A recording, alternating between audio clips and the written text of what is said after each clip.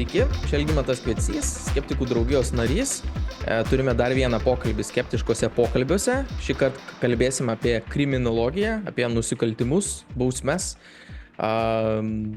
sistemą valstybinę, kuri turėtų užtikrinti ir patį teisingumą įgyvendinimą.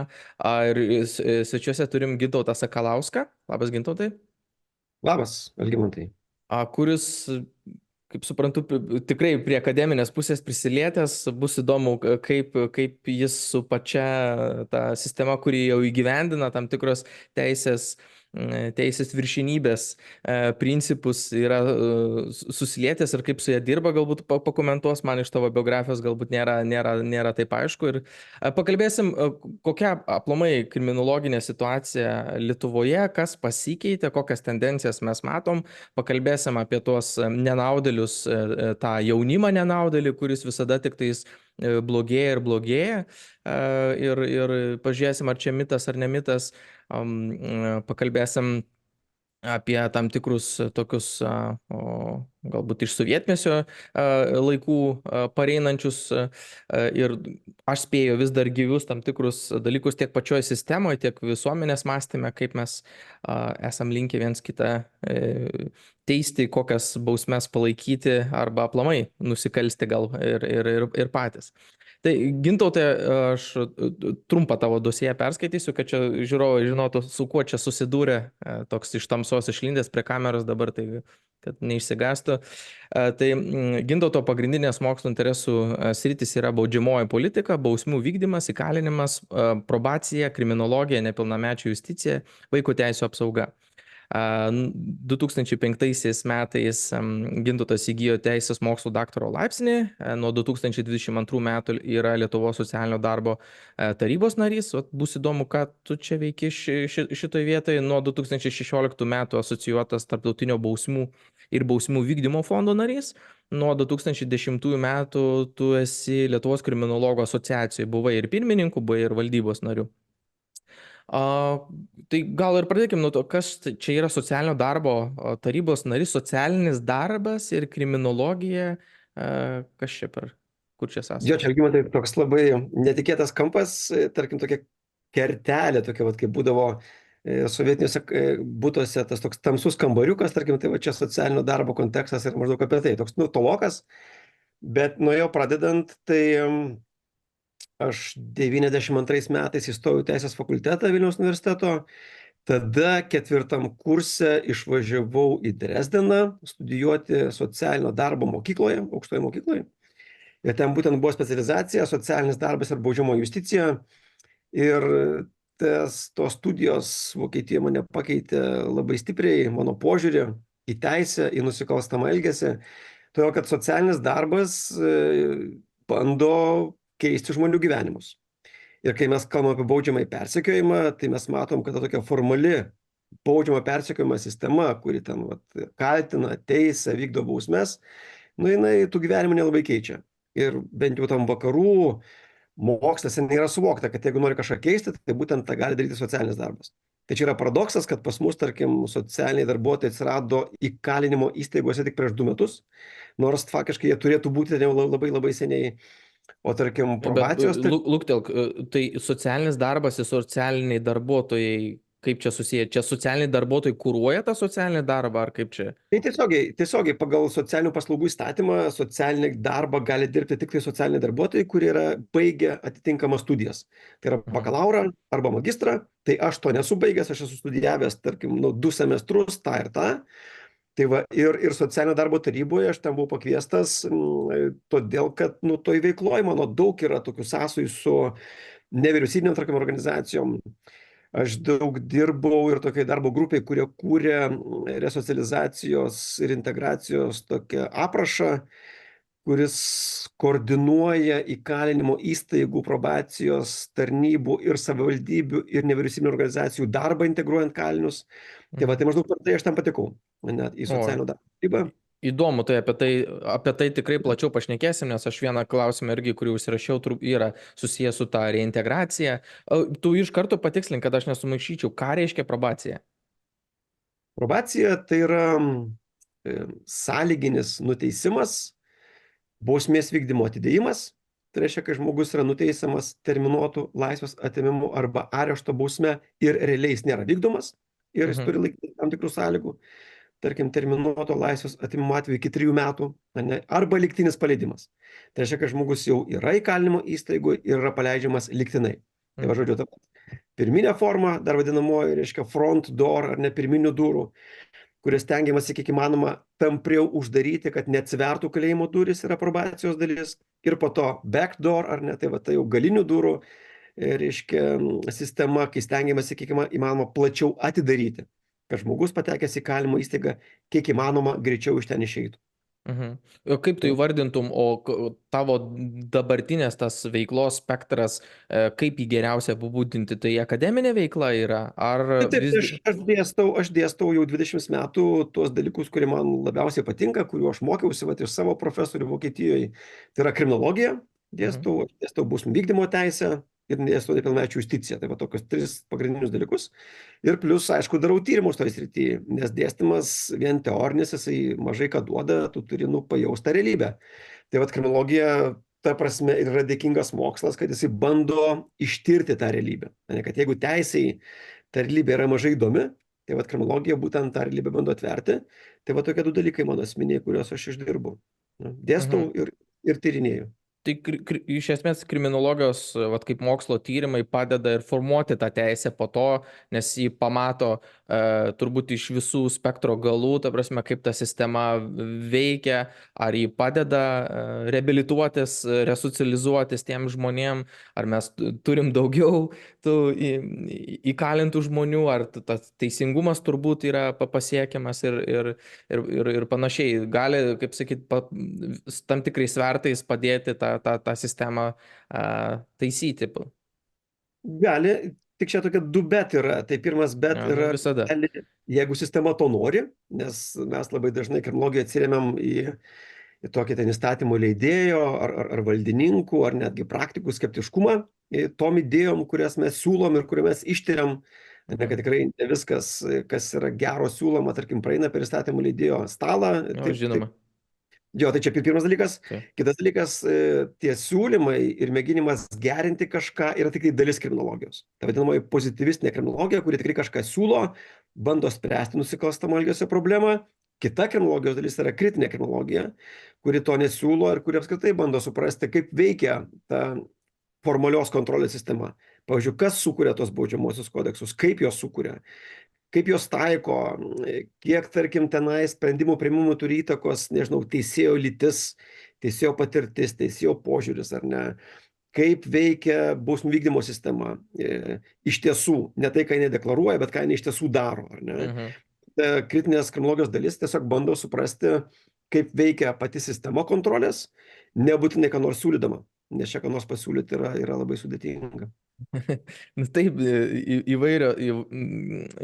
įvairūs tyrėjai ar nevyriausybinės organizacijos turinčios tam tikrų pasiūlymų, atnešančios galbūt tam tikras praktikas ir sakančios, va, pažiūrėkit, arba tam tikrus duomenis turintis ar tyrimą kažkokį, tai kaip mes žinom, užtrunka daugybę metų, kol bet koks pokytis gali įvykti. Turbūt jūs tą puikiai žinot. Gal pereikim, pakalbėsim dar apie tai, pereikim į mano gal pirmą klausimą. Aš čia turiu tam tikras tokias prezumcijas, tai jūs, nežinau, ar būsit susipažinę su tam tikra tokia problematika ir tokiais aspektais, tai jūs pabandysit gal debunkinti ir pasakyti, kad Algi čia, ta prasme, čia jūs jau per daug tą sovietyną bandot prikalt prie kryžiaus ir čia taip nėra.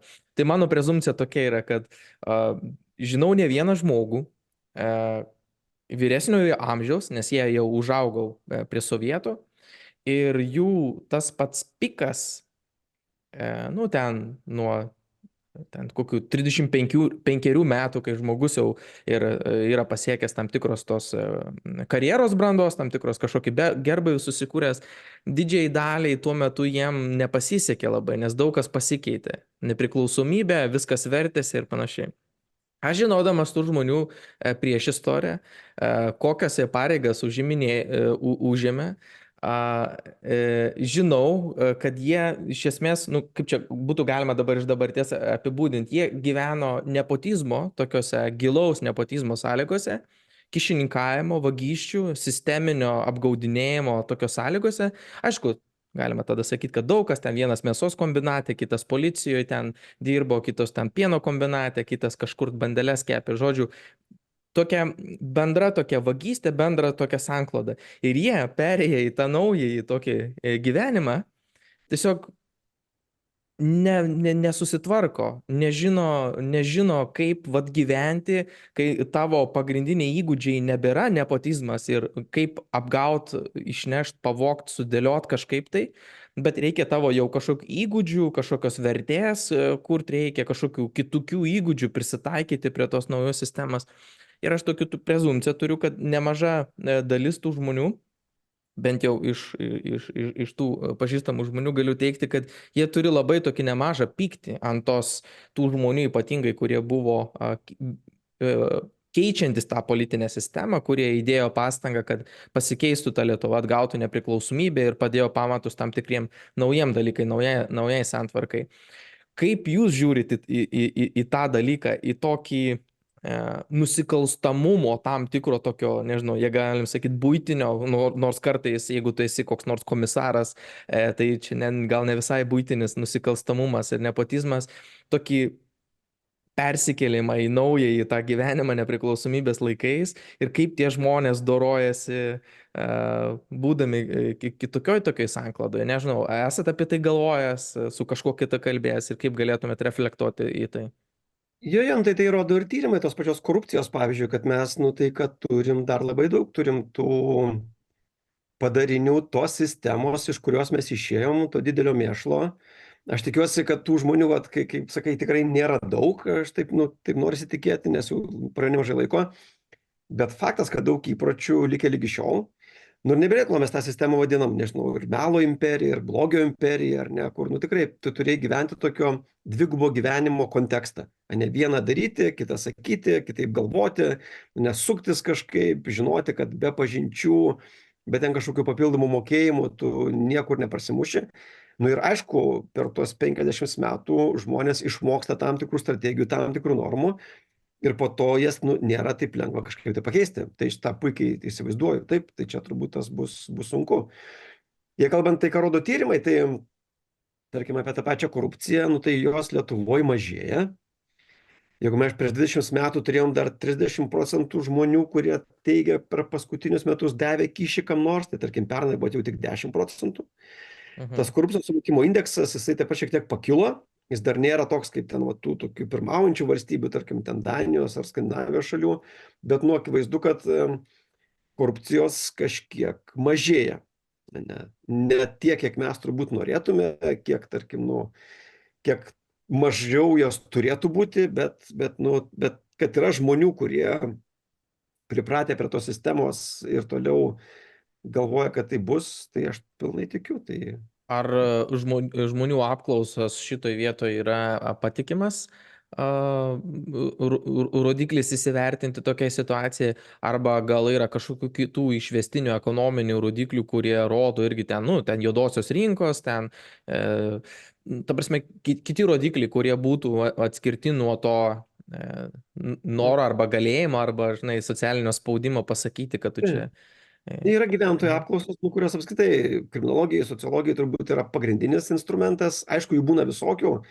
Tai ta, kuri daroma Transparency International, tarkim, tai tikrai yra atidirbta, tikrai pasauliniu mastu daroma, ta prasme, ir ten tikrai galima rezultatais pasitikėti, iš esmės.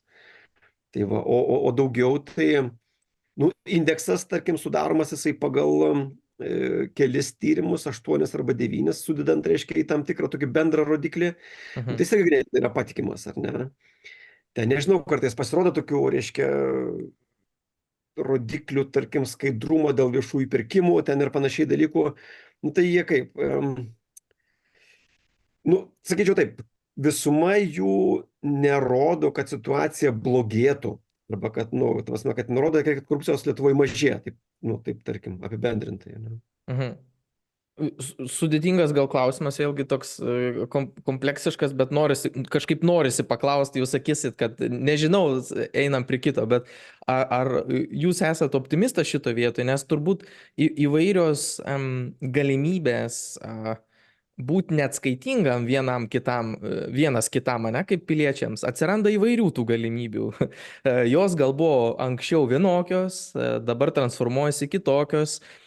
Ar tas naujasis tas žmogus, kuris gimė gal po sovietų, dabar yra, nežinau, ten 25 metų, ar kažkokie kitokie instrumentai, ar visgi didžioji dalis tų rodiklių rodo, kad nu, mes esam geresniai kreiviai ir čia kitų kažkokių paslėptų būdų, kaip mes gebam per tas pažintis, per nemokėjimą mokesčių, per neapskaitytas pajamas ir panašiai, ar jau nekalba apie kažkokias didesnės korupcijos skandalus ir korupciją politiniam lygmenį, vis dėlto galėtume drąsiai sakyti, kad mes esam jau geresniam tikrai vektoriui. Aš esu atsargus optimistas šitoje srityje, todėl kad tikrai matau pokytį, ta prasme, ir pagal tyrimus, kurie rodo tą pokytį gerą, ir pagal asmenę patirtį, tarkim, netgi iš dėstytojų, aš atsimenu, kai aš pradėjau karjerą, tai buvo įprasta, kad ten neždavo gėles, ten dar kažką, saldainius, arba kad, tarkim, netgi būdavo užtarėjų, ten tėvų arba kolegų, kurie skambinavo, tarkim, dėl konkrečių studentų. Tai aišku, tai yra tokia labai tik tai maža niša. Bet tai labai aiškiai irgi parodo, nu, kaip žmonės jaučia poreikį tom pažintim tam, kad būtų priimtas kažkoks geras sprendimas jų atžvilgiu. Ne? Kitas dalykas, kad nu, tos apklausos, kurios yra, pavyzdžiui, lyginant vyresnio amžiaus žmonės ir jaunesnio amžiaus žmonės, nu, labai aiškiai rodo, kad jaunesnio amžiaus žmonės yra daug nepakantesni korupcijai, jie daug labiau atpažįsta, daug mažiau su ją taikosi. Tai va, tai aš manau, kad tas vektorius yra geras. Ne? Kita vertus, nu, aš vis metu, kai pagalvoju, va, aš kadangi stojau Vokietijoje daug metų, nes tos metus po to, ir po to dar rašiau magistro darbą irgi, po to disertaciją irgi Vokietijoje, tai va, aš kai pagalvoju, šalis, kuri visiškai buvo sugriauta, ir va 30 metų, pavyzdžiui, praėjus 75 metai, ar ne, tai jinai buvo pasiekus labai labai daug. Ne tiek, kiek mes per 30 metų tikrai nepasiekėm. Daugelis ryčių, nežinau, ekonominiai, toj pačioj korupcijos srityje, toj pačios bausmių vykdymo srityje. Tai man šiek tiek dėl to yra apmaudu. Plus, vat, žymaus sociologo profesoriaus Norkaus yra taip pat knyga, kuris lygino tos 20-mečius. Anos Lietuvos po 18 metų ir dabartinės. Ir ten, aišku, buvo visai kitas lygis, ar ne, tuo metu šalies. Bet pagal tą lygį, kuris buvo, jis vėlgi labai aiškiai parodo, kad tuo metu Lietuva, nepaisant sudėtingų labai dalykų, ar net ten konfliktų su Lenkija ir panašiai, pasiekė tikrai daugiau, negu dabar mes per 20 metų pasiekėm. Tai žodžiu, kad man atrodo, kad taip, kryptis yra gera, kita vertus, tas progresas, ar tai būtų korupcija, ar kitos rytis, nu, jis toks yra lėtokas, taip tarkim, ir galėtų viskas vykti šiek tiek greičiau. Jeigu neplėtojant šių dienų įvykių ten su didžiausių korupcinių skandalų tiek Vilniuje, tiek Kaune, tais skandalais per daug nesiplėtojant į juos, ar kas yra tas vaistas geras, kaip manot, ko tikrai va taip trūksta, ko pasigestumėt? Niekada nėra visrakčio, bet jūs būtumėt tas proponentas, šalininkas, kur sakytumėt, kad vat, čia mums reikia daugiau, vat, sakykim, kad ir va tokių užkrito žodis. Tiesiog atvejų tam tikrų mes neturim, žinom, kad vyksta. Visi žino, kad vyksta, bet neturim atvejų. O dabar Gražulį išmetė iš Seimo, pasodino tą chebrą. Nėra tų atvejų, nors visi, nu, ta korupcija atrodo veši, niekaip negalima įgyvendinti to teisingumo. Ar to ir trūksta, ar sakytumėt kažko dar daugiau reikėtų? Tie atvejai pavieniai ar procesų, ar nubaudimo, ar ten, tarkim, įkalinimo, kaip dabar, ar ten Seimo nario išmetimo, jie nepakeičia bendros atmosferos iš tiesų. Tas yra seniai įrodyta kitose tyrimuose, va ten. Tai kas keičia, tai yra pasitikėjimas. Pasitikėjimas, kurį va, vėlgi nėra taip lengva sukurti. Pasitikėjimas žmonių vienų kitais ir pasitikėjimas institucijomis. Čia vėlgi labai akivaizdžiai yra koreliacija. Kuo yra daugiau pasitikėjimo vienų kitais, tuo yra mažiau korupcijos. Kuo yra daugiau pasitikėjimo institucijom, taip pat yra mažiau korupcijos. Tai vat, visos šalis, ten tai yra aukštumoje, ten, pavyzdžiui, Danija arba Naujoji Zelandija, ten žmonės pasitikė vienas kitu pirmiausia ir pasitiki savo valdžia, savo Seimu, savo struktūrom. Ta sukurti yra labai sudėtinga, nes mes daug metų, daug šimtmečių turėjom ne savo valdžią, kurią natūraliai nepasitikėjom. Mes nepasitikėjom vienu kitais, todėl kad ta valdžia labai aiškiai skatino tą nepasitikėjimą, ar ne, ten tie visi įskundimai, tremtis ir visa kita, ar ne, kur ten, tai va, ir to, tą atkurti yra labai labai sudėtinga. Nu Nes taip, tie dalykai formuojasi ne dešimtmečius, bet netgi šimtmečius, būtent pasitikėjimas. Tai va čia, bet čia yra vienintelis atsakymas. Bet tie parodomieji dalykai tikrai nieko nekeičia, todėl kad jeigu yra korupcinis klimatas, tai nuteisus vienus žmonės į jų vietą ateis kiti. Ir čia svarbu yra atmosfera, būtent antikorupcinė, o ją kurti nėra taip paprasta. Jūs turite omeny, pats tas pasitikėjimas sukuria tokią atmosferą, kur tu patiri tą socialinį spaudimą ir jame tiesiog,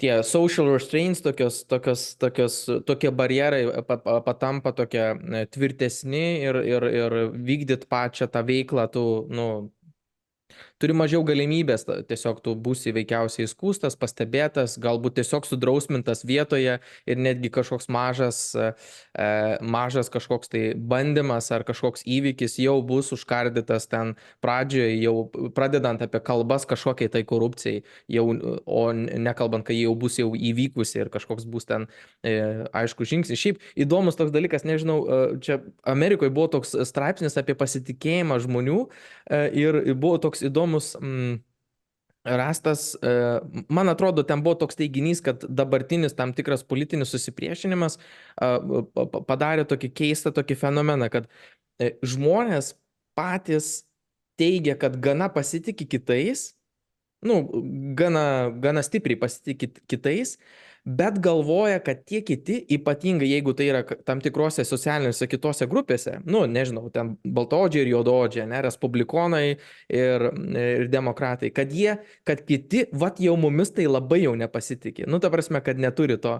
Ir tas tyrimas nagrinėjo tą keistą dalyką, kad žmonės šiaip yra gana linkę kaip ir pasitikėti, bet visada galvoja, kad ta kita grupė, kad ir toj pačioje valstybėje, nepasitikė visiškai mumis ir kūrėsi toks keistas, nežinau, ar esat apie tai girdėjęs, labai buvo įdomus tas sužinoti.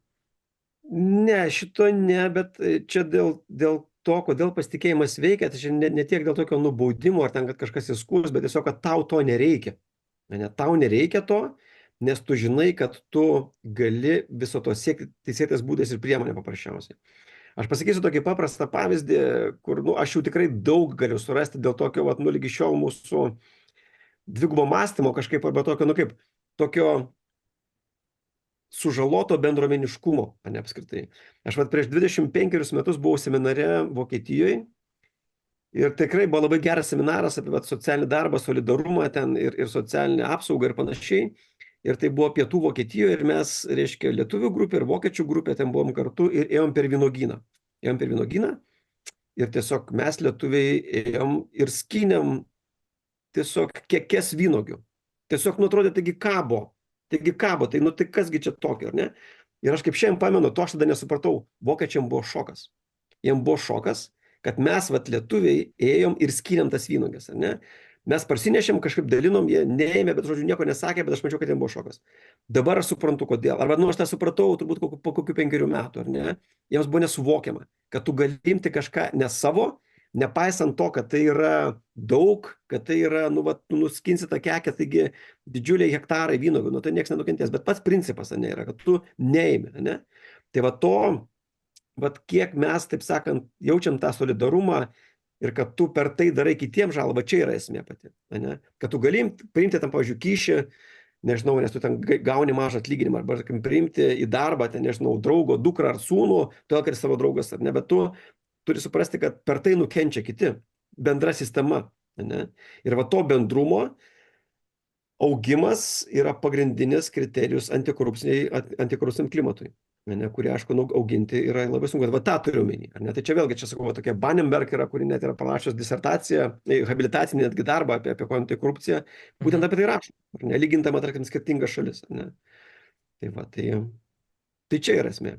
Ne? Įdomu iš Kiek mes tikrųjų, kaip tokios bendros atsakomybės ir tokio, vat, nu, bendro, ar ne? mhm. Ir aš pastebiu, vėlgi čia, nu, aš vėlgi tos temos tikrai nenoriu eskaluoti, nes Ukraina tikrai užpulta yra, baisus karas yra, bet vat irgi mes esame prieėmę 2 šeimas, ar ne, tikrai turiu daug tokių ir draugų, kurie padeda ir kurie dirba, kurie nusivylę yra jais, kurie vis tiek padeda ir panašiai. Ir vat mes su žmona kalbam tikrai, nu, vat tai yra žmonės, kurie yra kaip mes prieš 30 metų. O tokie tikrai, nu, jie, pavyzdžiui, nesupranta, kad tu balkone negali rūkyti, tai yra draudžiama. Ne? Bet jie vis tiek, pavyzdžiui, tai daro, nes, nu, kaip čia dabar, kas čia dabar, kaip čia dabar negalima, pavyzdžiui, rūkyti, ar ne? Arba kad ieško tokių, vat, nu, vis tiek kažkokių, dažnai, sakau, ne visi, bet, nu, toks bendras klimatas labai aiškus, ne, kad žmonės, vat, iš tos sistemos atėję daug vėliau negu mes, ne, dar turi labai daug tokių, vat, tikrai tokių, nu, vat, bendruomeniškumo trūkumo dalykų, ne, kad tu nesupranti, kad tu, nu, apgaudinėdamas kitą apgauna tik pats save greičiausiai, ar ne, iš tiesų, ar ne. Ir kad tai kenkia pačiai sistemai. Tai va, sakau, yra geras pavyzdys, ne, kai aš matau tikrai va tokia, nu, va, tos sistemos, ar ne, žmonės, kurie iš ten atėję, kurie dar ilgiau toje sistemoje gyveno negu mes, ne, ir tuo pačiu tie padariniai, nu, yra dar Tokia skaudesni. laiko kapsulė tam tikra.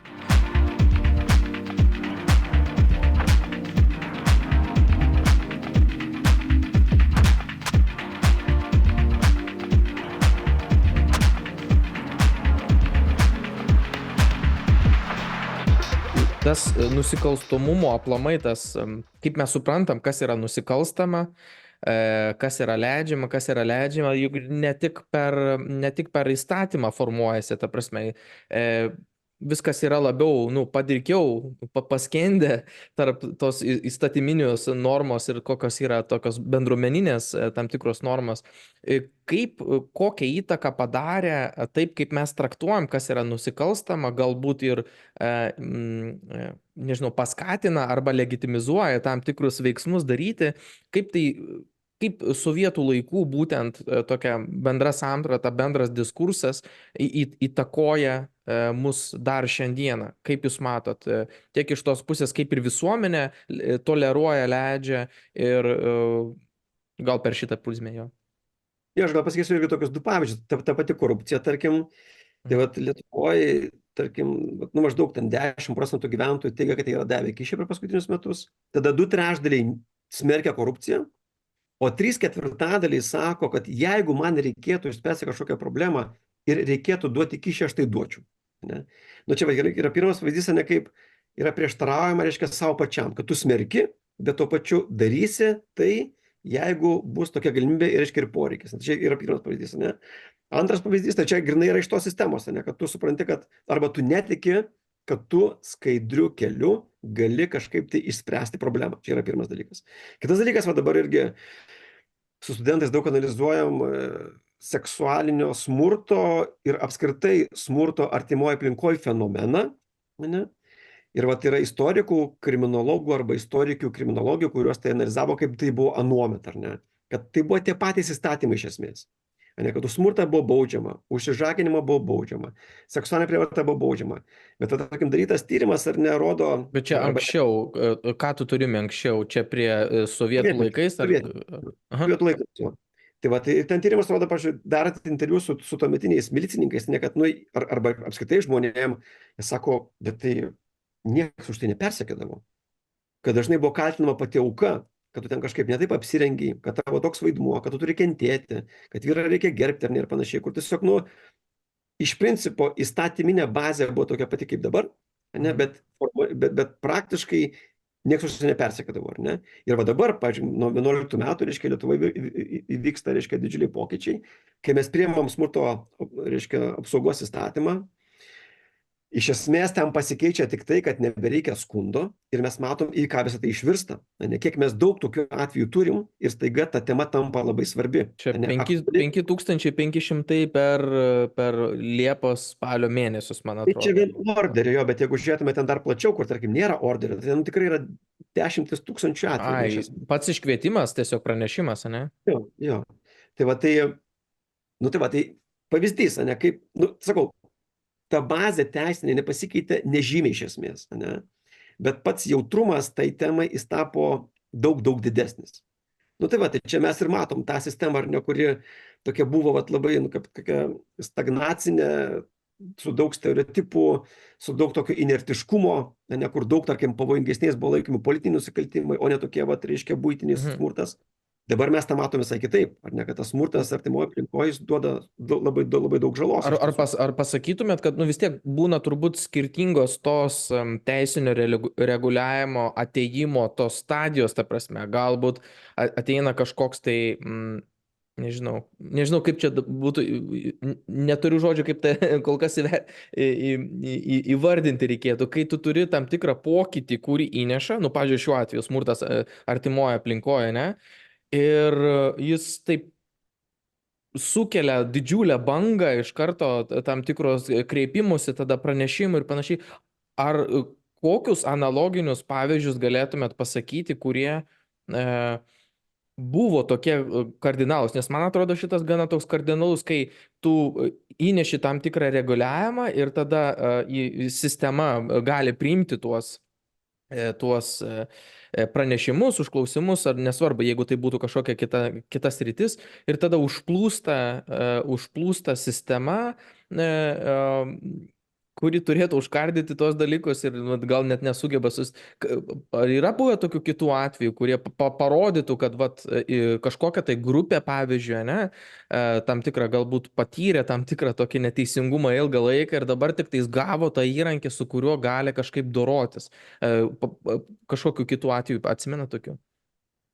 Nu, turbūt tokio masto nelabai, nes čia tikrai nu, yra išskirtinio masto problema. Ne? Jeigu mes kalbam, pavyzdžiui, apie 30% moterų, kurios patiria smurtą nuolat, ar ne? Nu, tai yra daug šimtų tūkstančių moterų, tarkim, ar ne, iš tiesų Taip. Lietuvoje, ar ne? Tai kažko tokio panašaus ne, bet kas yra matoma, tarkim, tai seksualinės prievartos, pavyzdžiui, prieš vaikus atvejais, kad, tarkim, tie atvejai kažkaip yra vis viešinami ir rodomi ir eskaluojami, tai sukelia žmonių jautrumą tai tematikai ir tada iš karto didėja registruotų atvejų skaičius, ne, Taip. tarkim, ar ne? Pavyzdžiui, tai Žmonės pradeda atpažinti, taip atpažinti. tokios stigmos galbūt nusimeta, kad, nu, aš jau nebegaliu žiūrėti į tą galbūt kenčiantį ten kaimyną, kaimynę ar vaiką, kaimyną ir aš, nu, turiu jau drąsos pranešti, nes matau, kad ir kitiem rūpi ir labiau aktualizuojasi pas tą žmogų, kad čia realiai yra problema, o ne tiesiog kažkieno tai reikalas, žinai, ten šeimos ir panašiai. Arba, tarkim, tos pačios patyčios mokyklose. Vėlgi mes pagal patyčias mokyklose esam paskutiniai vietoj pagal ten visas kategorijas, reiškia, ir įvairių amžiaus grupių, plus patiriančių patyčias ir besityčiojančių iš kitų. Tai vėlgi aš tą pamenu ir iš savo mokyklos patirties, kai tai buvo visiškai normalus dalykas. Nu, normalus, tam tikrą prasme normalus, tam prasme įprastas, ar ne? Dabar tai suvokta kaip aiški problema. Ne? Tai vėlgi numatom patį pokytį, kur iš esmės tas teisinis reglamentavimas jis per daug nesikeičia, bet pasikeičia pats jautrumas, ne tai tematikai. Taip. Gintautai, jūs pats nuėjote į tą temą, aš turėjau irgi klausimą apie tai, apie smurtą artimoje aplinkoje. Ir gal grįžkime atgal prie to, nes man atrodo, kad čia yra labai svarbi tema. Aš vėl pasidalinsiu, aš esu keletą kartą podcast'e pasidalinęs, aš esu iš nedidelio miestelio Mosėdžio ir toks 1000 gyventojų miestelis, tais laikais dabar jau mažiau. Tai ten būdavo taip, kad kas antroj troboj moteris patirdavo smurtą. Nu, aš taip grubiai galiu pasakyti. Ir lakstydavo vieną pas kitą iš namo į namą, kad apsisaugotų vakare nuo vieno ar kito. Nu, priklausomai, kuris ten tas šeimininkas namų būdavo labiau išgėręs, nuo to labiau ir bėgdavo tada. Tai aš taip ir šaržuoju, ir šiek tiek komedijos, nes tai buvo taip baisu. Iš dabartinės perspektyvos, ne iš to metinės, kad, nu, sunku galbūt kitiems ir suvokti, kad, ta prasme, taip Lietuva visa gyvena. Tai šiek tiek dar grįžti tą temą, tai aš noriu dar, kad jūs paakcentuotumėte, tai ar jūs sakote, kad šitas reguliavimas, nu, aš kaip suprantu, parodė dar labiau, kokia ta žaizda yra visuomeninė ir kokia ta problema yra didelė ir dabar kaip su tuo, koks sekantis žingsnis, ar mes galėsim visus tos atvejus apdorot ir tą teisingumą įvykdyti, ką tai keičia iš viso. Aš dar buvau pasirašęs dėl Stambulo konvencijos, ta prasme, kaip čia tas siejasi. Nežinau, tiesiog pasidalinkit, man ta tema ir asmeniškai yra tokia opi. Tai noriu, kad jūs sureaguotumėt, dar patikslintumėt, kaip jūs matot visą tą smurto artimoje aplinkoje situaciją.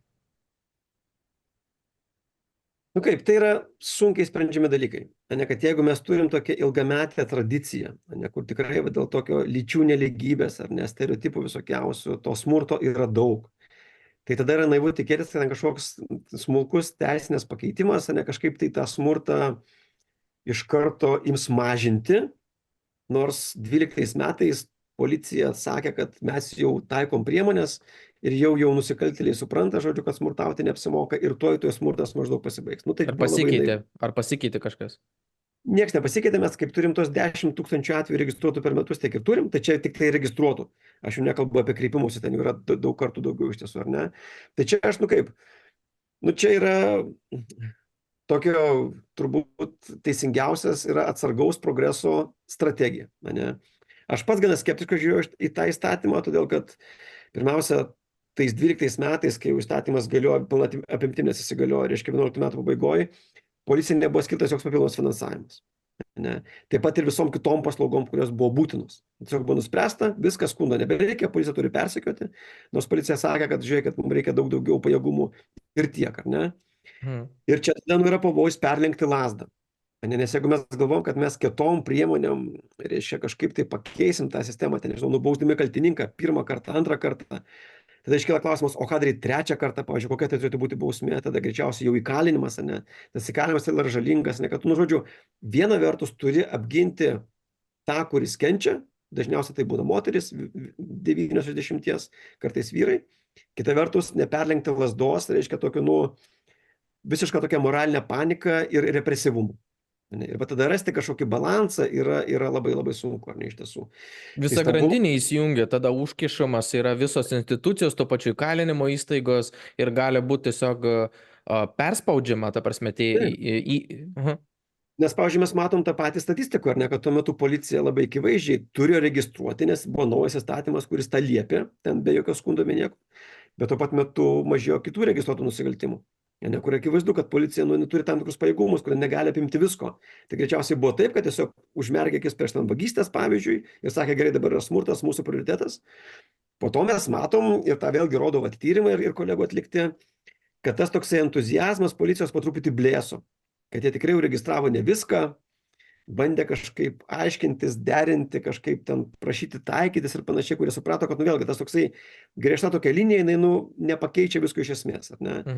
Tai čia, kažkaip taip, ar ne, Stambulo konvencija, mano supratimu. Ar Stambulo konvencija kaip dokumentas, aš jį skaičiau, bet aš turbūt jį visiškai kitaip skaitau ir su savo šališkumu, negu kaip kažkas iš teisės pusės, ne? Ir žinodamas dar, kokia yra dabartinė sistema, kuri įgalina kažkaip tai reguliuoti, ne, tą dalyką jau dabar, ne, ir mes tą turim.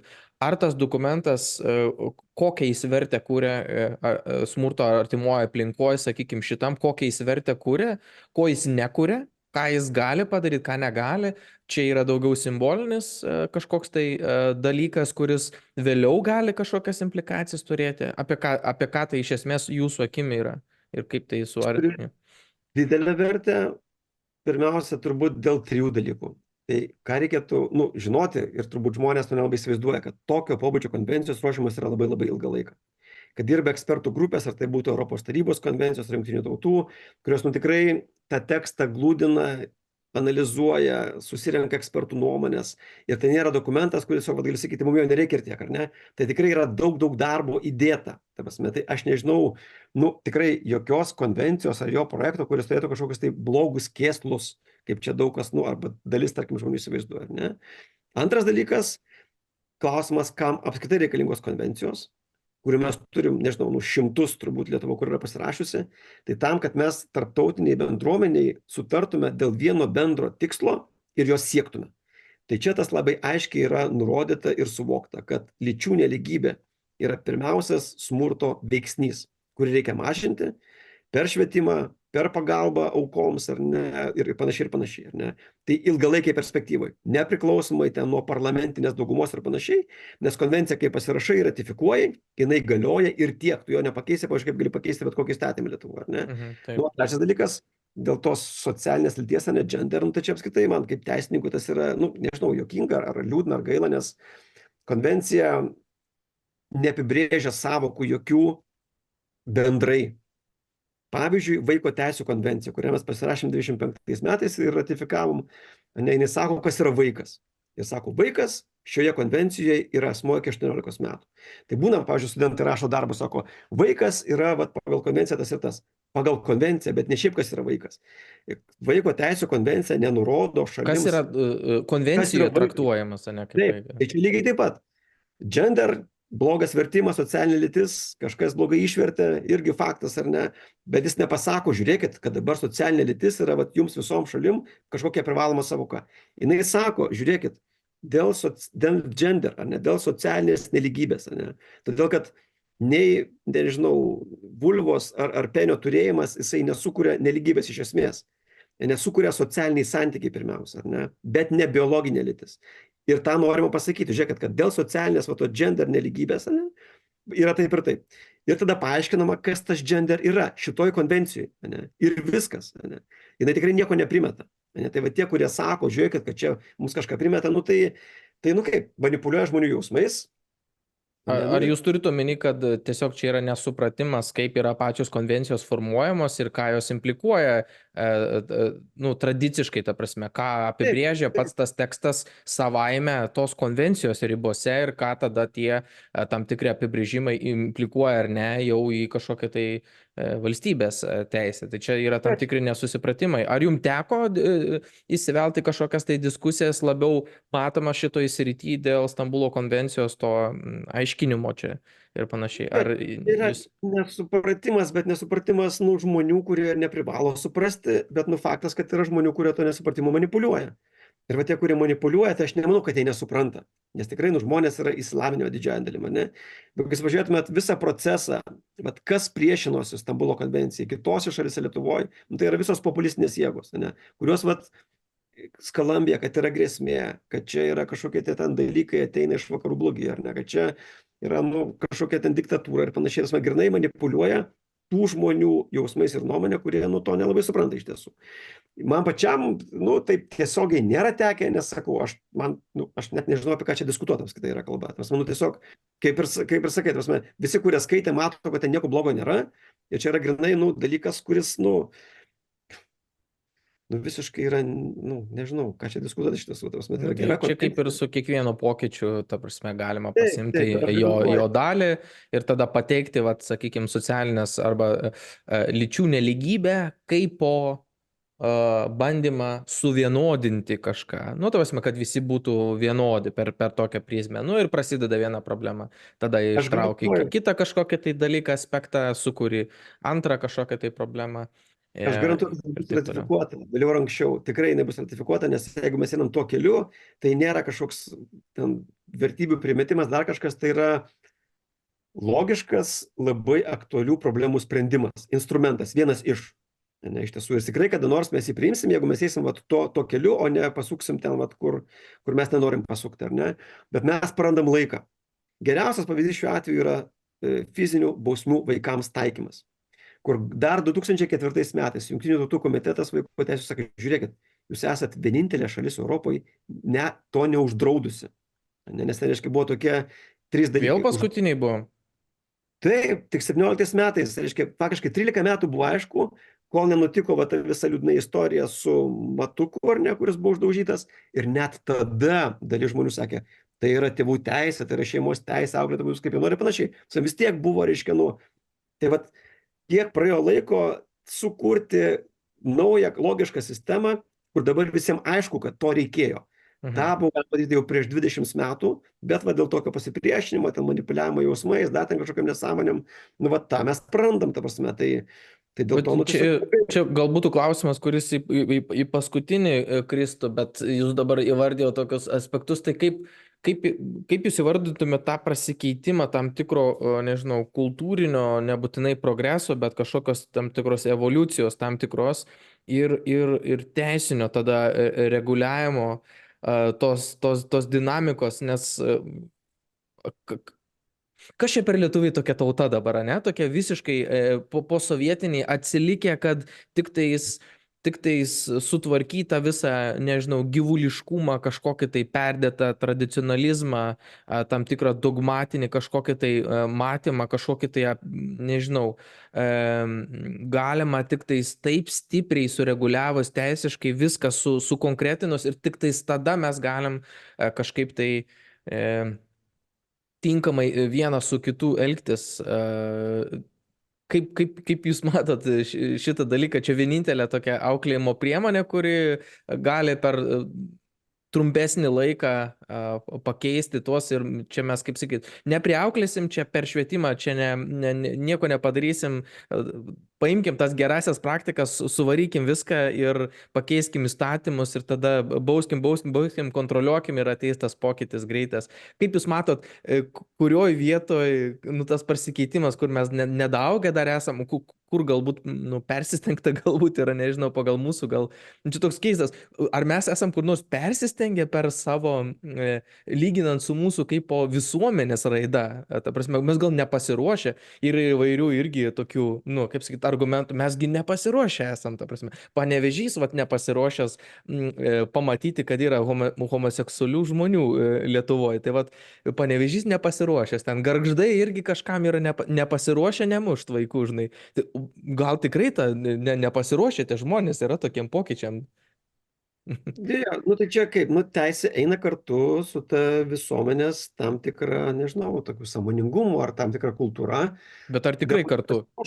Nepasiruošę, tai aš visuomet irgi, kadangi esu irgi to nepriklausomybės laikų, reiškia irgi, šioks toks vaikas, ta prasme, kai tas buvo labai svarbu, nes tuo metu buvau paauglys, tai primenu irgi, tada Gorbačiovas irgi sakė, kad jūs nepasiruošę, kur jūs taip skubat, taigi padarom procesą ir panašiai, tai yra pavyzdys, ne kaip, tam tikrų žmonių sprendimais ir labai gerais sprendimais mes iš to išėjom, nors kai kam atrodo, kad mes esame nepasiruošę. Mes niekada nebūsim pasiruošę. Tiesa, tiem dalykam yra neįmanoma pasiruošti. Ne? Tiesiog jų... Kita karta tik tais gali... Jo, ir ta kita karta, nebūtinai iš karto bus kažkokia labiau pasiruošus. Ta prasme, tam tiesiog reikia, tokio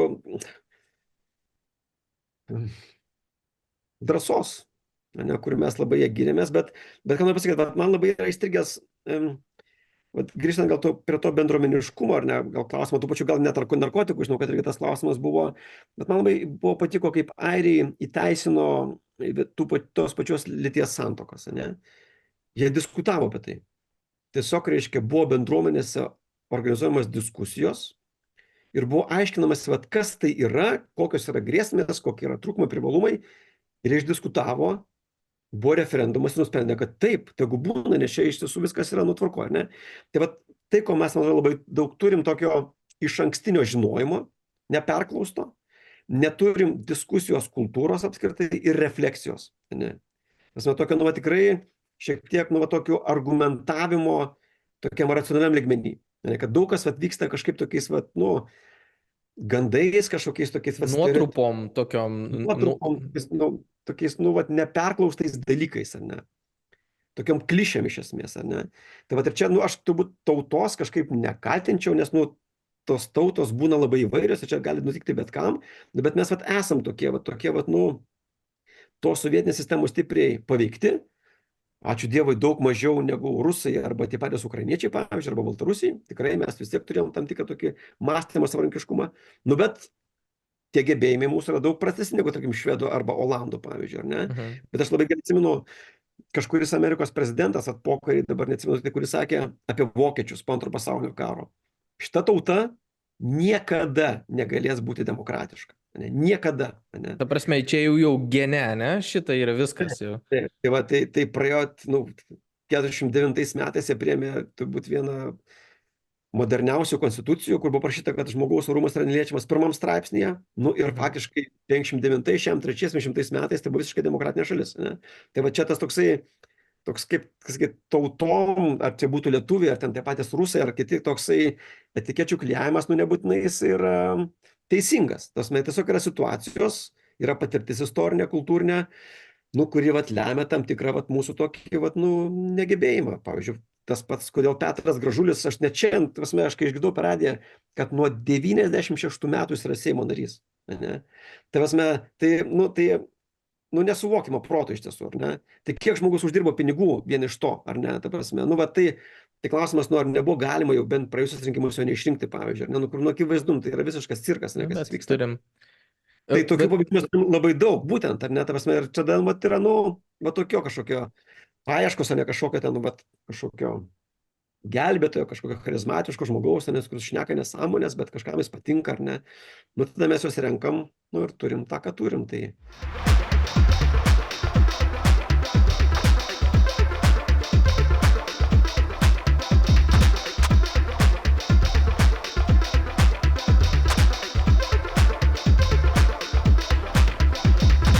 Tada atsakomybės tokį aspektą, ne? Nes mačiau jūsų irgi tyrinėjimuose darbuose yra irgi, kaip suprantu, keliamas klausimas apie tai, kaip taikyti tą bausmes nepilnamečiam.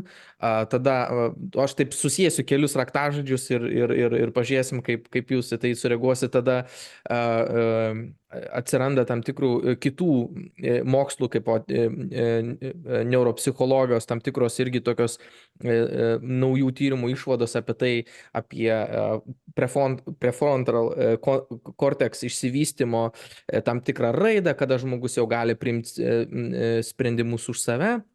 Tada kiti tyrimai rodo, kad žmogus iš esmės sprendimą priima vėliau, jau žino tam tikrą, ką jis darys, bet sąmoningai priima vėliau, visokie prasideda tam tikrai biologiniai determinizmo tokie dalykai ir panašiai. Tai čia turbūt siejasi tai, kaip hold accountable tą žmogų, kaip jam, ta prasme, laikyti atsakingų už savo tam tikrus veiksmus, kada jis atsakingas, kada neatsakingas, kokios situacijos neatsakingas, kažkokios psichopatologijos galbūt įsijungia ir panašiai. Ir kodėl aš dabar prie to klausimo priejau, nes jūs kaip sakėt, nu, negalima čia dabar visos tos tautos kaip ir kaltinti, ne? Nu, vat, jį turi tokius predeterministinius tokius rodiklius, vat, geografija tokia buvo, istorinė tokia atmintis, ne?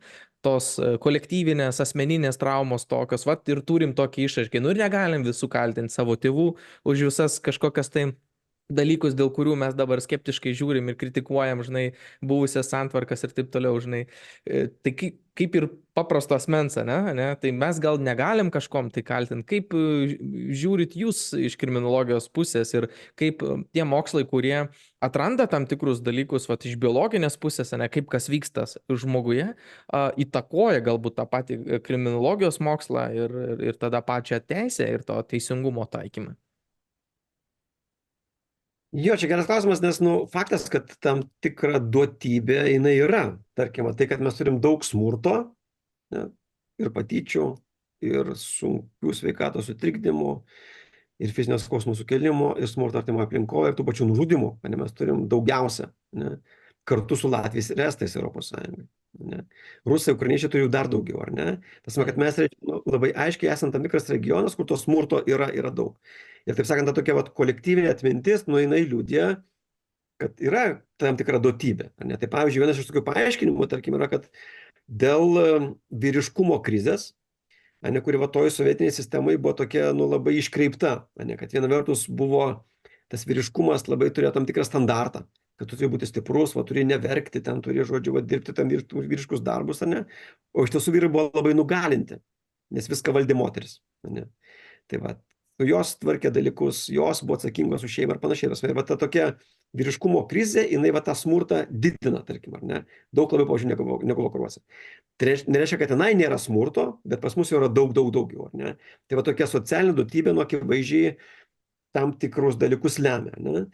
Asmeniniai plotmėj tas yra sudėtingiau, nes, nu, mes turim labai įvairaus nusikalstamo elgesio. Kur mes, pavyzdžiui, galim kalbėti apie smurtą, kai taip, pavyzdžiui, tam tikri neurobiologiniai procesai įžeidus žmogų vienuose suveikia vienaip, kitose suveikia kitaip. Ir tikrai žmonės būna su tokia, reiškia, konstitucija neurobiologinė, kad jam pasakius vieną įžeidžiančią žodį jis tiesiog užverda. Ne? Ir užverda, ir tada, pavyzdžiui, vieni trenkia durim ir išeina, o kiti griebia peilį ir smeigia tam, kuris tai pasakė. Ne? Ir tada pasakyti, kas tai lemia, yra labai labai sunku. Bet yra faktas, ne, kad mes turime skirtingus tas duotybės neurobiologinės, kurios mus verčia skirtingai reaguoti. Ne? Bet nusikalstamo elgesio yra ir kitokio. Tai ta pati korupcija, kur tada yra visai kiti dalykai. Arba, tarkim, ta pati vagystė, visai kiti dalykai. Arba, tarkim, nežinau, pabėgimas iš įkalinimo įstaigos, pavyzdžiui, arba vengimas karinės tarnybos, pavyzdžiui, arba ta pati seksualinė prievarta prieš vaikus, tarkim, arba ten kažkokie sukčiavimai, kad yra labai daug to nusikalstamo elgesio ir tada sudėti viską į vieną determinizmą, neišeina. Ir tada svarbu yra žiūrėti ir pačią normą. Nes kaip būna, pavyzdžiui, kokie nors ten žiaurūs nužudimai, mes ten baisimės, stebimės ir panašiai, bet karo sąlygom mes tą patį žudimą skatinam, žmonės gauna apdovanojimus už tai, ar ne? Yra kitokia norma visiškai, elgesys tas pats, bet norma yra kitokia. Bet kaip pavyzdys, aš gal irgi iliustruosiu šiek tiek irgi, dėl ko klausiu, tai sakykime, jūs patikslinkit, gal aš klystu, mes turbūt nagrinėjant tam tikrą atvejį ir įvertina psichinę būklę to žmogaus, galbūt ne kiekvieną kartą, bet gal kažkokiam tai tipui nusikaltimo įvykus yra vertinama. Tai turbūt čia yra vienas iš tų, kaip sakyti, determinizmo pavyzdžių, kai ieškoma žmoguje tam tikrų patologijų, kurios jau yra turbūt jau ten gerai aprašytos, išanalizuotos ir nagrinėtos. Ir tada jeigu tai yra pritaikoma, tai tam žmogui, tai jis jo ta bausmės kažkoks ten lygis ar dar kažkas gali pasikeisti. Ar šitas rytis kažkaip tai traukiasi, vystosi, plėtojasi, keičiasi, turint omeny, kad mes jau daugiau žinom apie žmogų, apie jo biologiją, ar iš kitų mokslų galbūt dar turim tam tikrus inputus, kur mes tą situaciją galbūt jau vertinam nebe taip homogeniškai, bet jau galim pamatyti daugiau įtakų kažkokio nusikaltimo fone, kad ir koks jis bebūtų. Ar vis dėlto čia nėra to? Kaip, čia yra sudėtinga, todėl kad, reiškia, tas nepakaltinamas, kai žmogus dar psichinės ligos, tarkim, negali valdyti arba suvokti savo veiksmų, dėl to yra, tarkim, nepakaltinamas, tada yra gydomas, bet nėra baudžiamas. Tai tokia atveju būna. Kita vertus, didžioji dalis nepakaltinamų žmonių nepadaro nusikaltimų. Kad toks būna dažnai įsivaizdavimas, kad jeigu nusikaltęs iš karto turi kažkokį tai psichinių turėti, tai reiškia tam tikrų dalykų. Tai taip nėra. Didžioji dalis psichiniam ligom sergančių žmonių nusikaltimų nepadaro ir padaro jas rečiau negu sveiki žmonės iš tiesų. Ne? Nes jie turbūt vien tik iš savo predispozicijų tų psichologinių sutrikimų jie negali atlikti to tam tikro veiksmo, ar suplanuoti jo, ar teisingai vykdyti, padaryti jo kažkaip iki galo, ten kažko pavogti, ar nužudyti, ar pagrobti, tiesiog neturi to capacity arba galimybės. Net... Jo, priklauso nuo nusikalstamo elgesio ir nuo paties žmogaus, aišku, nes aišku, žmonės, tarkim, korupcijos tai dažniausiai nefigūruos kažkaip. Tai aišku, dažniausiai bus kažkokie smurtiniai dalykai, užpuolimai kažkokie. Ir va čia problema yra ta, kad visuomet mūsų atskirties taškas yra ta nusikalstama veika. Kai mes sakom, tikrai, tas žmogus padarė ir, tarkim, jis sirgo arba nesirgo, ar ne? Tai dabar tokių mėginimų yra, analizuoti, pavyzdžiui, smegenis ir žiūrėti, kiek mes, pavyzdžiui, vaikystėje galim atrasti tam tikrų polinkių į nusikalstamą elgesį, pavyzdžiui. Ne? Tai labai nedidelė dalis kriminologų tą daro ir tuo tiki. Didžioji dalis sako stop, nes mes per tai šaukiam taip vadinamą save išpildančią pranašystę. Kai mes sakom, kad žmogus jau turbūt yra kažkoks keistas, pavojingas, ar ne? Ir jis po to tokiu ir tampa vien todėl, kad mes jį tokį pavadinom. Ne? Tai čia, taip sakant, yra pavojai, nes nuspėti žmogus padarys nusikalstamą veiką ar ne, faktiškai yra neįmanoma. Gali padaryti bet kas ir tie požymiai tokie labai yra tokie, labai slidūs. Turite omeny jokių tam tikrų ženklų, kažkokiu tai susijusių su socialinė aplinka ir panašiai, kadangi patys tie nusikaltimai jau būna gana konkretus, nes aiškinimas nusikaltimas dažniausiai būna irgi tam tikrose rėmose, žinai, tai tada grįžt ir tada vertinti visus rodiklius, kaip užaugo tas žmogus, kokias traumas turėjo, kokius santykius, kokias įtakas, kas paskutiniuoju metu pasikeitė, kas paskatino ir panašiai yra per sudėtingas darbas, kad po to iš to patikimą išvadą išvesti. Nors atrodo mano toks galvos kažkur čia gale tarsi ataidi kažkokios tai, nu, kažkokių straipsnių, galbūt ten nuotrupos, kad yra tam tikrų predispozicijų, kurios įtakoja tam tikro tipo nusikaltimus, pavyzdžiui, kad ten. Bet ar čia nėra tas self irgi fulfill prophecy apie tam tikrus auglius ten galvoja ir panašiai, kad daug kas tada yra linkę nusikals, nes tiesiog vat, tokia biologija taip suveikia. Ar vis dėlto čia toks Ne, yra tam tikrų dalykų, kurie rūkas? didina riziką. Tarkim, patirtas smurtas, patirta nepriežiūra, patirta nemailė.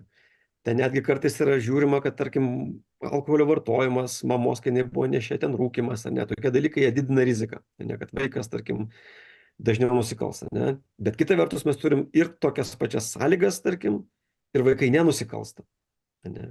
Tai kitaip tariant, nu, pasakyti taip tiesmukai ir konkrečiai, kad vat, bus būtent taip, tas yra tikrai Ar aš gerai neįmanoma. suprantu, ką jūs minėjote, tas pačias sąlygas, kad tiesiog žmogaus tam tikra tokia socialinė aplinka pastatydama jį į tam tikrą tokią rizikingą tokią poziciją, rizikingas sąlygas, padidina tikimybę, kad atėjus laikui vat, bus kažkoks nepritiklius, galbūt kažkokia tai emocinis kažkoks nestabilumas, o aplinkui nėra kitų įrankių, kaip tą susitvarkyti. Nu, pavyzdžiui, mylinčių tėvų, tam tikro finansinio stabilumo, tada nusikalst bus didesnis poreikis arba polinkis arba šalia esanti aplinka galbūt įtakos tai, bet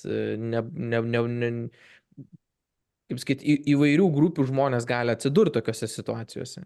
Taip, bet nebūtinai. Jo. Nes, nu, yra sakoma, kad, nu, vat, ypatingai tie pirmi 3 mėnesiai žmogus gyvenime labai svarbus yra.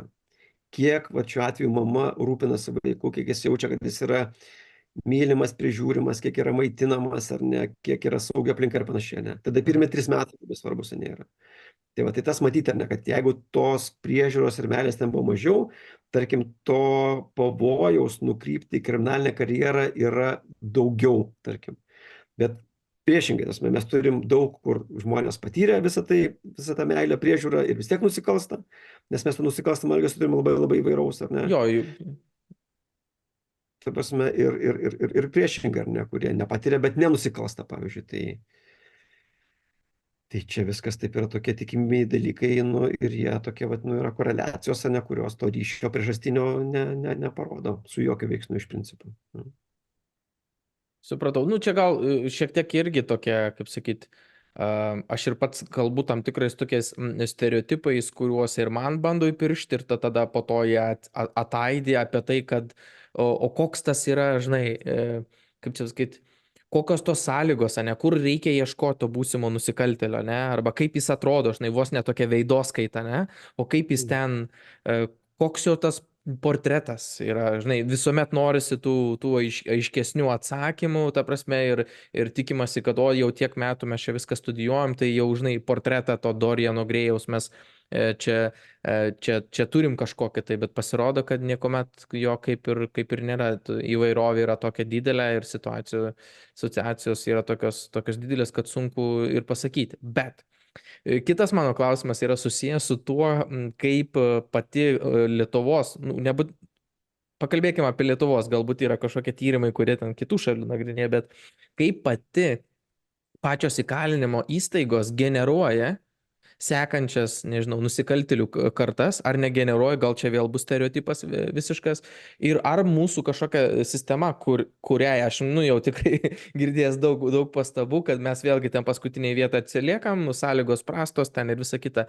Ar pati sistema ir jos kažkokia būtų viena arba kita, ir ar jos pačios labiau ar mažiau generuoja tą patį nusikalstamą veiklą įkalinimo įstaigoje, ar už jos ribų tuo metu, kai žmonės yra įkalinti, arba kai išeina. Kitaip sakant, nežinau, socializavimuose gal kažkokios tai galimybės, saugumo užtikrinimas, kažkokie tai santykiai, nes man kartais, kai aš išgirstu tas istorijas tarptų sargų arba ten, kurie dirba ten kalėjime ir tada ten tos romantinius santykius arba nepotizmo, tam tikrų kyšių, ten stogų, užtarimų ir taip toliau.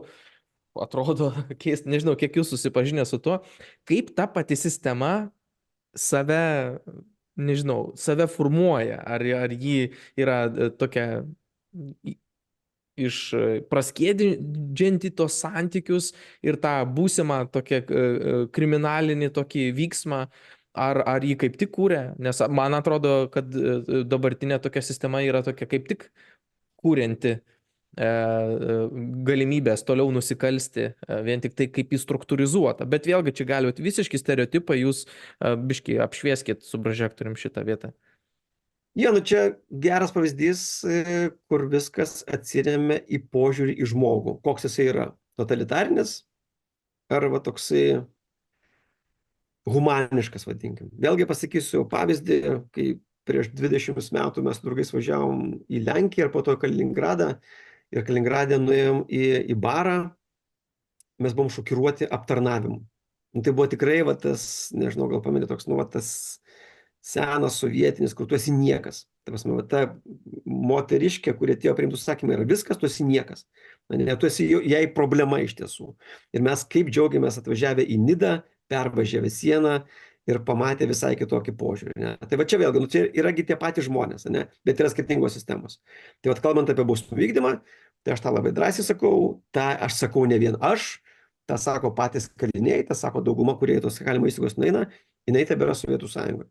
Tai požiūris į žmogų tenai yra grinai išlikęs sovietinis, ne tie santykiai, kurie tenai yra. Ir taip, kadangi tie santykiai yra tokie ir tie patys kaliniai mato tą visą beprasmybę, kurie yra, taip, iš principo tai skatina jų nusikalstamą elgesį, nes įkalinimas bendrai yra žalingas. O kai jis yra toksai, visiškai tokia atsidėjimą, kaip kad yra pas mus, tai jis yra dar labiau žalingesnis. Tai viskas taip, net viskas tiesiog yra paremta žmogaus niekinimu, žeminimu, nepasitikėjimu, pačiu didžiausiu, koks tai gali būti. Bet dabar jūs kalbate ir akcentuojat pačios administracijos požiūrį į kalinius, kuris persiduoda tada ir tiem patiem kaliniam ir toks kaip uždaras ratas? Taip, aš labai gerai atsimenu, prieš pandemiją ten irgi dalyvau vienam posėdį prezidentūroje, bet jau kiek jau prieš pandemiją buvo dar net ten kažkaip irgi buvo tokia aktualija, kaip dabar čia daryti, nes buvo ten naujas problemos, reiškia, naujas kankinių prevencijos komiteto, reiškia, ataskaita, kuris sakė, žiūrėkit, ir ten dalyvavo ir prezidento patarėjai, ir ministrų patarėjai, ir žmonės kalba tokiu žargonu kaip zekai, pavyzdžiui, žulikai, gyvagalviai, tas aukščiausias politinis lygmuo, ne? Tokiais žodžiais, kurie iš esmės būtų nesuvokiami bet kurioje civilizuotai bausmių vykdymo sistemoje, ar ne? Tai visa tai yra lygi šiol, ar ne? Ir tas žargonas, irgi su pataisos pareigūnų irgi puslapyje, tai kiek ten yra cinizmo, man yra ten kartais tikrai baisu yra žiūrėti iš tiesų, ar ne iš jų pusės, ne? Vėlgi, čia nėra kalti pavieniai žmonės dėl to, nes taip verčia elgtis jų pati sistema, kuri pati jų taip pat negerbė tų pačių darbuotojų, tada jie negerbė kalinių.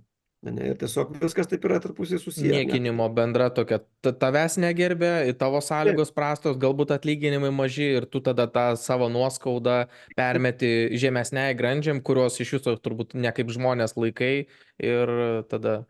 Ir tada žmonės kenčia ir vieni ir kiti pareigūnai kenčia, nes jiems reikia ištraukti kažkaip iki pensijos, ten tu dirbi ten tas 24 valandas, tada turi 3 paras reiškia laisvas, bet iš tiesų tu žmonės niekini, netikė, kad tai gali pasikeisti, tą daug kas sako iš tiesų, ar ne, ir panašiai, tai ta sistema, tokia yra.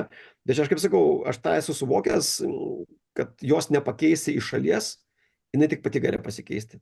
Tol, kol žmonės norės murdytis šitoje visoje sovietinio santykių sistemoje, tol taip ir bus. Debunkinkit irgi vieną mitą, kad tie patys administracijos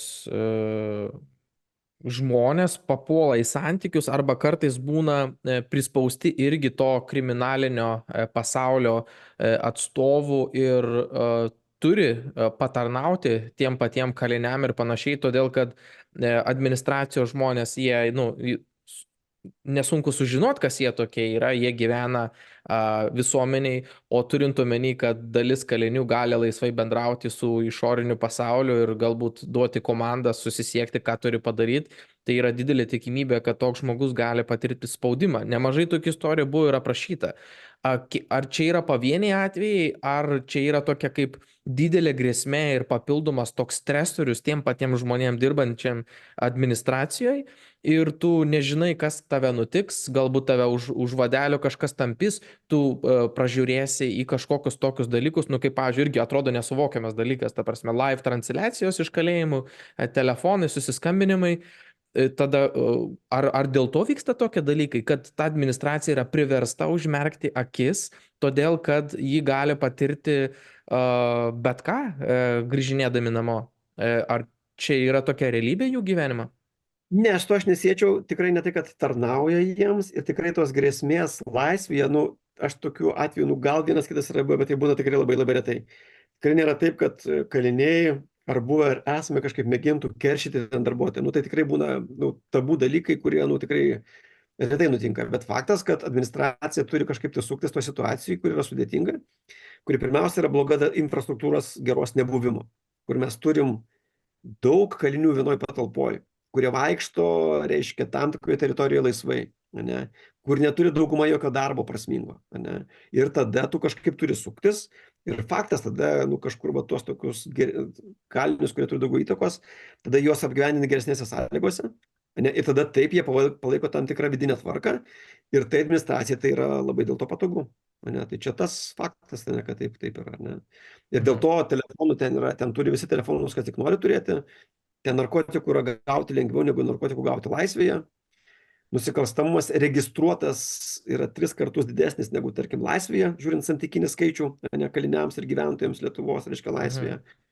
Ir tai yra, nu, taip, sakau, tai vat, irgi vat, magistro darbą, vat, kaip tik gynėsi penktadienį viena teisininkė, tai irgi ten yra apsilankiusi.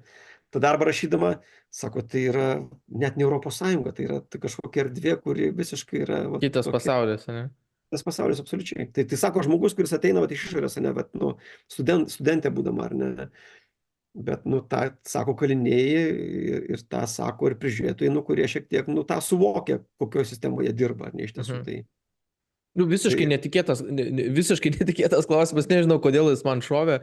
Tiesiog pagalvoju apie tai, kaip Vagnerio būrys irgi ten lankydavosi tose kalėjimuose, verbuodavo kalinius į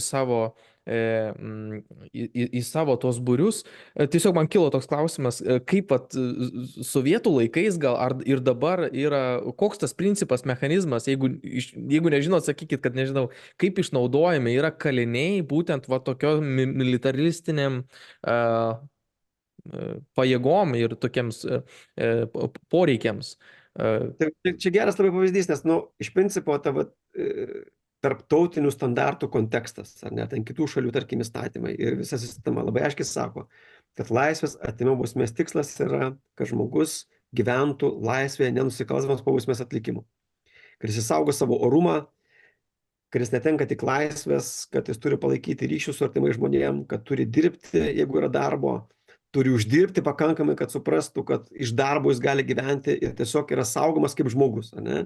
Nu, turim, vat, tenai kitoj pusėje, ar ne, kur tiesiog kalinys laikomas yra, nu, vat, pigių kariavimo instrumentų iš esmės, ne, kur maždaug nusikaltai, eik kariauk, ar ne, ir viskas. Ne, tas, tai, nu, vat, yra tokie du poliai, ne, požiūrio pirmiausiai žmogų, ar ne. Bet ar taip ir yra, kad iš esmės kalėjimų sistema tarnauja Rusijų kaip rekrūtų surinkimo toks mechanizmas, kur tu sodini visus ir tada norėdama išsipirkti tie savo bausmes, turi atitarnauti arba eiti į frontą ir panašiai? Nes kalinių skaičius Rusijoje yra sumažėjęs drastiškai. Tai buvo ilgus metus antra šalis pasaulyje pagal kalinių skaičių po Jungtinių Amerikos valstijų, nes sumažėjo drastiškai. Ir va čia vėlgi pavyzdys pasakysiu vakariečių ir to požiūrio, kuris tenai yra. Ir matom, vakariečiai tos skaičius stebi, sako, žiūrėk, kaip gerai, sako, va, čia mažėja kalinių skaičius, tai yra geras ženklas, nekeisis baudžiamoji politika ir panašiai, kurie suprato, kad, nu, kur tie kariai dingsta, negaliausia, kad eina kariauti, kaliniai eina kariauti, ar ne. Jiems tas net yra nesuvokiama, ar ne?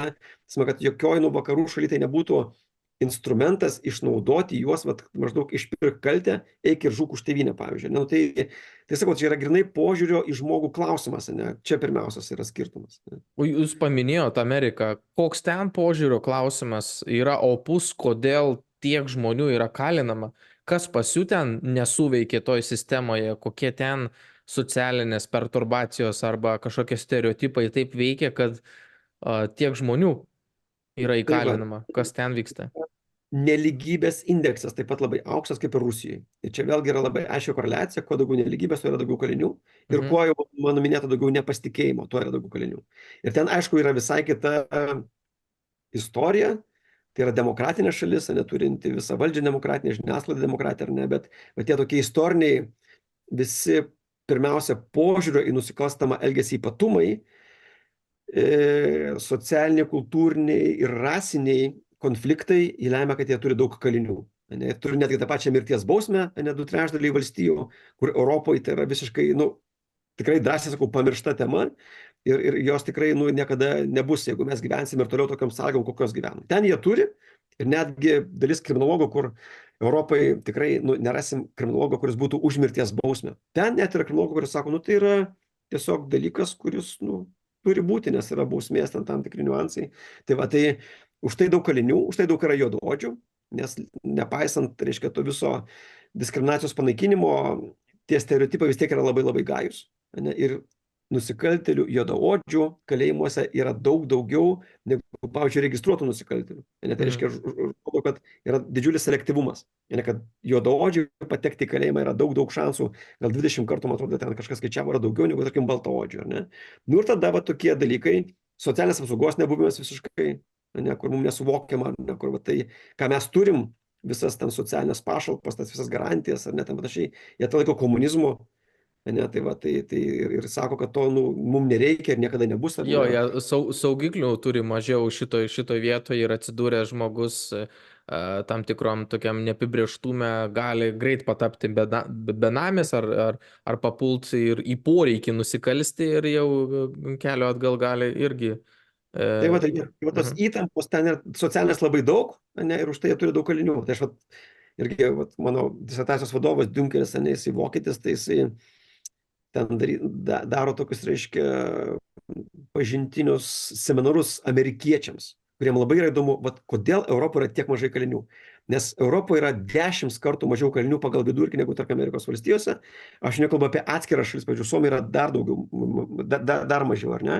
Jie atvažiuoja ir, pavyzdžiui, jie stebėsi ten, pavyzdžiui, kad kaliniai dirba virtuviai, kad darbuotojai valgo su kaliniais, kad kaliniai nešioja stalo įrankius ir peilius, pavyzdžiui. Tai jis man pasakojo, sako, amerikiečiai buvo, jie pakrūpę, sako, tai čia, sako, tikrai kalinys, kuris atneša maistą, tai jo, sakom, Vokietijoje tai yra normalu, o ten tai yra, nu, vat, visai kitokia kultūra sukurta. Tai vad sakau, čia, kaip bebūtų keista, bet Rusija ir JAV socialinės įtampos prasme yra labai panašios šalis iš tiesų, ar ne? Tai va, tai už tai yra daug kalinių. JAV turi didžiausią kalinių skaičių pasaulyje. Ne? Vat šitas bendras aruodas, kaip yra su to jaunimu, jis supuvo, išpuvo, ar atsigaus, čia mes kitokį dabar jaunimą turim ir ar jiem duot tos žolės biški, ar neduot, kaip čia daryti su jais? Jaunimas yra toks pats, aš neatsakyčiau, būt dar net geresnis negu ten prieš 20 metų, bet aš dabar turbūt gal karo terminais kalbant, aš vat tokio puolimo prieš paauglius, koks dabar yra Lietuvoje, politikų ir medijų, nu tikrai nelabai atsimenu. Aš jau 20 metų tą dalyką studijuoju, turiu tikrai labai daug publikacijų, bet tai susirinkęs jau 20 metų senumo. Nu, vat kažkas panašaus buvo praėjusio amžiaus pabaigoje. Kai ten tikrai mes galime rasti daug publikacijų, kur ten jaunimas irgi buvo blogas. O kodėl tada jis blogas buvo? Kodėl jis taip sublogėjęs tada buvo visuomenės akise ir medijų? Su visuomenės tam tikra raida, kai reikia atpirkimo ožių. Ir šiuo atveju už visas negerovės, kurias mes turim, už nelaimės, karus, ten klimato kaitą, infliaciją, nu kažkas turi būti kaltas. Ir dabar yra kaltas jaunimas, kuris dar be to, kaip daug kas sako, yra mūsų ateitis, taip labai žodžiu, vat, nu, negražiai, grinai, nu, vat, egoistiškai, ar ne? Jis tikrai nėra kažkoks blogesnis. Tas narkotikų vartojimas, jisai yra padidėjęs prieš 10 metų, tikrai ne dabar, tą labai aiškiai rodė visi tyrimai. Ir tikrai nėra kažkaip jau dabar jo daugiau staiga. Arba to smurto taip pat nėra daugiau. Tiesiog yra kažkodėl galvojama, kad vat, nu, tuos visus atvejus reikia viešinti, rodyti ir vat, nu, tikrai pilti visą tą purvą ant tų jaunų žmonių ir rodyti, koks jis yra sugedęs. Tie dalykai, jie buvo visais laikais. Mes galim rasti ir Šumerų lentelėse, ir Aristotelio pasisakymus, ir Platono, kuris irgi sakė, tokio blogo jaunimo kaip dabar nėra niekur. Mes galim netgi rasti tarpukario Lietuvos, pavyzdžiui, reiškia teisininkų straipsnių apie tai, kad jaunimas yra irgi labai labai blogas, žodžiu, kas čia viskas bus. Mm. Ne, tai čia tie Leisk dalykai yra... atspėt, leisk atspėt. Kai tu esi, uh, hmm, kai tu esi tam tikros kartos atstovas, ten iš tų, nu, parūkančių, pageriančių, ne, ten, sakykime, iš tas, tai labai lengvas, nu, kaip sakyti, pateisintai, ne, bet jeigu tu matai kažkokią tai kitokius destrukcinius kažkokius tai instrumentus, kaip žaidimus kažkokius, ne, ten, pavyzdžiui, ne, arba veipą kažkokią tai, ne, kažkokią ekstazį ir panašiai, nu jau sunkiau suprasti, ne, atrodo, kad čia jau kažkas degradavo ir blogiau darė. Ar mano prezumpcija teisinga, kad iš esmės pasikeičia tie destrukciniai būdai, bet ne patys motyvai. Kitaip sakant, vieni dalykai keičia kitus, bet mes, nu, panašiam purve kapstomės kaip ir kitos kartos. Visiškai teisingai. Jaunimas visą laiką išbando naujus dalykus, visą laiką nori priešintis kontroliai, nori savų taisyklių, savo normam, reikia rizikos, reikia tam tikros ar ne ir panašiai. Tas, tai čia tiesiog bet kokio jaunimo yra poreikis užaukti, kuris natūraliai priešinasi tai visai sistemai, nesuaugusiui. Tai čia tas buvo visais laikais ir tiesiog keičiasi formos, tai čia tas visiškai faktas nėra. Tai taip, tik tiek, kad, nu, bėda Lietuvoje ta yra... Grįžk prie to purvo pilimo, ta prasme, ką tu dar turėjau omeny patikslinti, ta prasme, kad tas atpirkimo ožys labai toks užkeltas ant pjedestalo ir va žiūrėkit, net va čia, kas mūsų laukia, ne, kas bus atsakinga už Lietuvą, va šitie veipus rūkantis, juos dabar čia smerkim. Veipus rūkantis, besibūriantis įtariamas gaujas, pavyzdžiui, aš tą stebiu tikrai, kas 3 mėnesius vis nors atrodo, kad kažkur gauja, kažkokia mieste, reiškia, atsiradusi, ne, nu, kokia ten gauja, ten kažkokia yra tiesiog, nu, paaugliai, kurie ten porą dalykų kažką padaro, ne, pavyzdžiui, tie, kurie dabar smurtauja prieš mokytojus, juos puola, mokytojai nebesusitvarko, ar ne, kurie ten, nežinau, narkotikus vartoja, pavyzdžiui, ar ne, kurie nenori ginti Lietuvos, ar ne, kurie ten, nežinau, yra kažkokie vat ištižę, ten sergantis, nu, va tokie, reiškia, nu, va, tą aš turiu minėti. Tikrai to labai daug tokios vat neigiamos paauglius aprašančios informacijos yra, kur, nu, tikrai, taip, nu, seniai taip nebuvo kaip dabar. Jo, bet tie tėveliai patys taip ir neišeina ir nesako, kad, nu, jo, aš čia tas, kuris ten alų kiekvieną vakarą geriu tam, sorry, Hebra, anksčiau nesakiau, bet aš čia, kur 20 metų savo žmoną mušiau, jo, bet, žinokit, sorry, nekreipkite dėmesio, aš buvau čia pamiršęs, kad aš čia tas, kuris mokesčius vengiau mokėti. Oi, ir atsiprašau, aš čia tas, kuris vogdavo iš savo darbovietės sandėlio.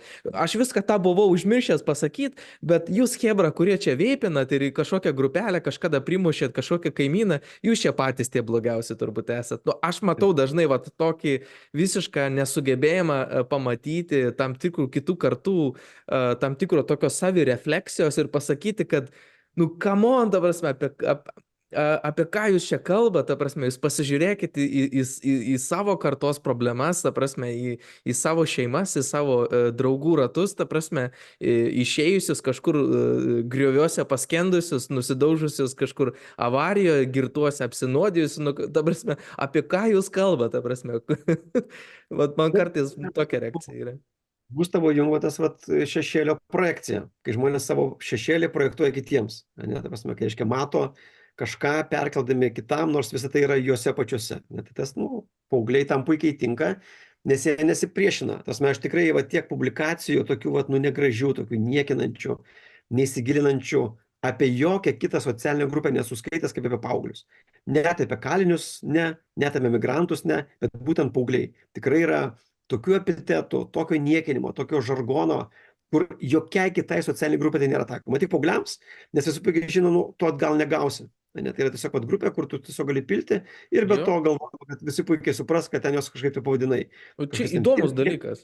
Jie neturi atstovo, ta prasme, kur jų atstovas yra, kas galėtų apginti. Ir dar vienas gal dalykas, nu, nežinau, man taip atrodo, kad čia yra tas toks, kaip sakyti, toks vos neprigimtinės nuodėmės dalykas, nes matai, paauglys tai yra toks specifinis laikotarpis, ne, kur kaltas tik jis ir ne kas kitas, ta prasme, vien tik dėl to, kad jis yra paauglys, ta prasme, ir visos problemos dėl to, kad paauglys, žinai, ten kažkokios įtakos dar kažką ne, bet tas, žinai, visa ta vat nuodėmė visa, žinai, būtent iš tos paauglystės pačios. Ir jo, ta prasme, tas paaugliškumo demonizavimas tam tikras ir, nu, didelė ta tokia problema, žinai, ta prasme, reikėtų, sakau, pažiūrėti tiem patiem tėvam ir pasakyti, kad o ar jūs tam paaugliui galite iš vis kažką suteikti, kažkokį ten, žinai, saugumą, kažkokį pokalbį, užuojautą, atjautą, suprast, kuo jie ten gyvena, ką jie ten daro, ko užsiėmė, kas jiem dabar rūpi, žinai, ne iš savo perspektyvos, kuri yra